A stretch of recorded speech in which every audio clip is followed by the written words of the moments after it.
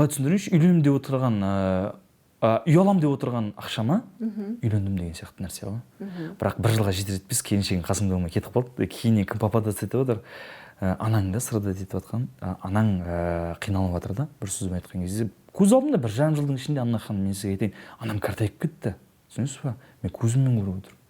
Көзіммен көріп отырмын. Әрине, балаға зар болып жүргендер бар деп айтатын адамдар бар. Әрине, Аллаға сансыз шексіз шүкір. Мен ол бала, ол менің единственный жалғыз түрі, менің ізім жалғайтын бала. Мен ол баладан ешқашан бас тартпаймын. Ешқашан. Кімнің алдында болсын, мен ешқашан бас тартпаймын. Айтылып жатқан дүние түсініп отырмын. Менің де мүмкін сәл қатыгездігім шығар, мүмкін менің де жаңа бір қырсықтығым шығар мүмкін да сол моменттерде. Бірақ анасының өзінің таңдаған жолы. Мен сізге осылай жеткізейін. Анасының өзінің таңдаған жолы. Мен оны қуған жоқпын. Ол кісі бүйтіп айтыпты маған, ел жұрттың бәрі, көп айтып кетті ел жұрттың бәрі.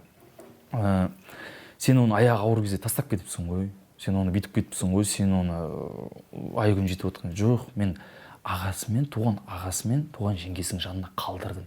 Осылай түсіну керек адамдар. Мен жынды емеспін ғой. Бірақ ол кісі солай қабылдап, өзінің позициясын дұрыс қылып бүкіл барлығына көрсеткісі келіпті енді. Бірақ бәрі де мені қарғады, сіледі. Жастан жазықсыз мен шешемді қарғап жатыр да ел жұрттар. Ал бірақ мен шешемнің қиналып жатқаны, мен шешемнің қабылдағаны да мысалы, ол маған ғана аян да, түсінесіз ба? Маған ғана аян, оның қазіргі состояниесі, қазіргі болып жатқан дүниесі. Міне, ертең кредиттер бар, анау бар, ол міндет қылмай мен алдым ғой. Алған әйел, бір жылға жетпес тұрды ма, тұрмады, кетті. Демек сіз тойды несиеге жасаттыңыз ба? Несиесі бар, ағайын туыстың арқасында жасалған дүние ғой. Бірақ бәрібір қазақ кредитсіз той жасамайтын болып қалдық қой. Сол кездерде әйтеуір жасалу керек болды, солай болды. Сіз ажырасқан кезде несиемен қалдыңыз ба? Әрине, несиемен мен қалған жоқпын. Вот именно мен қалған жоқпын ғой. Анам мен қарындасым алып қойды ғой, түсінесіз. Өткен шынарды айтты ғой, мен де қарыз болып қалдым біраз кісіге, сол ажырасқаннан кейін деді ғой. Сол ғой енді. Енді екі жаққа да оңай болған жоқ қой. Жоқ, мен ол кісіні не қылып жоқпын. Ол кісіні ойбай қаралап, оныкі дұрыс емес, ол андай адам, ол бүйтіп кетті, сөйтіп кетті, ол бір жылда келін болып тұрған жоқ деп жатқан жоқпын. Иә, ол өзі қалады, басынан бастап үйленем дегенде өзі қалады, үйлендік. Тойдың мынандай болған. Қалай ол өзі қалады? Енді бір элементар нәрсе айтайын, бұл бір не нәрсеміз, арамызда болған нәрсе. Қалай айтсам оны? Енді дұрыс емес те шығар енді ер азаматқа айтқанында, енді бізде жаңа кит деген жоқ деді, бірақ қалың мал деген бар деді. Кейіннен бүйтіп ойлап қарасам, қалың мал кит емес, қалың мал саған дұрыс беді деген сияқты ой болды да. Өйткені неге бүкіл ағайын туысы 30 шақты ма, бүкіл ағайынның барлығына кәдімгідей анау емес, кәдімгі кемі бір қаншаға шықты? Жоқ енді жобалап қызық қой, енді біз Қызылорда жақпыз. Семей жақтың қызын алып жатсыз, әр өңірдің салты басқа дегендей ғой. Енді әр адамға бір кемінде оны бір реніш, бір нені ретінде айтпаймыз. Но бірақ кемінде әр 30 адамға бір кемінде 80-90 мыңнан сондай бір киттен кетті ау. Сөйтіп кейіннен қарасам, ама лучше қалың мал бердік деп мынандай қылып айтқан дұрыс еді деген сияқты әңгімеде болған жоқ емес болды да. Енді ол әзіл ғой енді. Иә. Сосын тойды былай жасайық деген өзінің қалауы болды. Иә, мен шынармен ақылды. Өткен неге қараңызшы Анна ханым. Біз 2017-те таныстық, ол қыз мен үшін қатты жылады. Мен сізге айтайын, эфирде жүрдік. Мен ол кезде 24-ке енді келіп жатқан жігітпін. Әлі бүйтіп ұшып тұрған баламын, бүйтіп қойып жүрген баламын енді әңгіменің ашы. Сол кезде эфирге бардым, мен өзім ән айтып жүрген балам, маған не керек?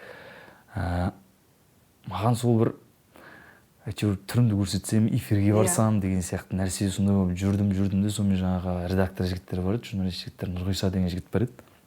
Кезінде 2015 Қазақстан дауысына қатысқан кезде, финалист болған кезде, сол жігітпен жақсы жұмыс жасағанмын, Нұрғиса деген жігіт. Сол жігіт шақырды. Осындай проект болды. Біздікі қай бар еді, түрімізді көрсетіп кетсек болды, қаяқтан білейік жаңағы.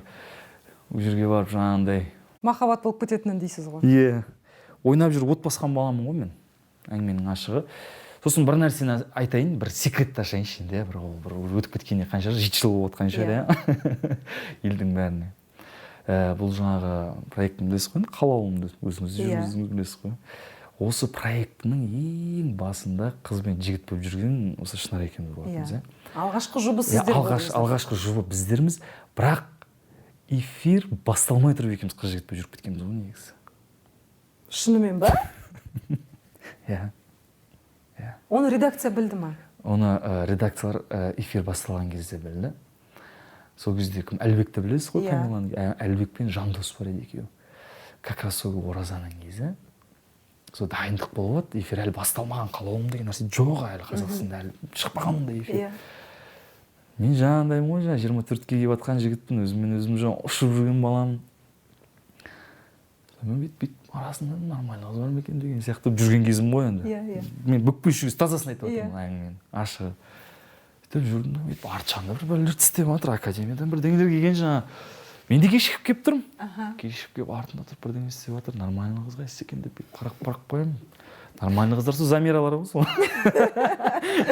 Иә. Сөйтіп тұрсам бүйтіп.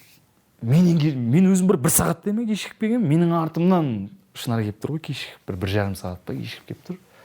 Қарадым, мына қыз что-то ничего үшін такая деп қоямын да енді өзім ғой.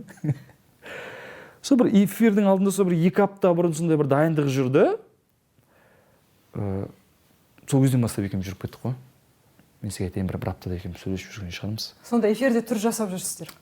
Эфирде, иә, екеуміз. Ешкім білмейді екеумізді. Мен айтып қойғанмын ғой, ешкімге айтпа деп. Как будто мына айтса, бір үйленіп кететіндей болып жүрмін мен сол кезде. Сізге айтайын. Сондай случай болған, мойындаған жоқпыз біз. Ол кезде әлі анау редактурада әлі ешкім дұрыс қалыптаспаған ол кезде. Бәрі полный, өзі шақкерім ешкім жоқ.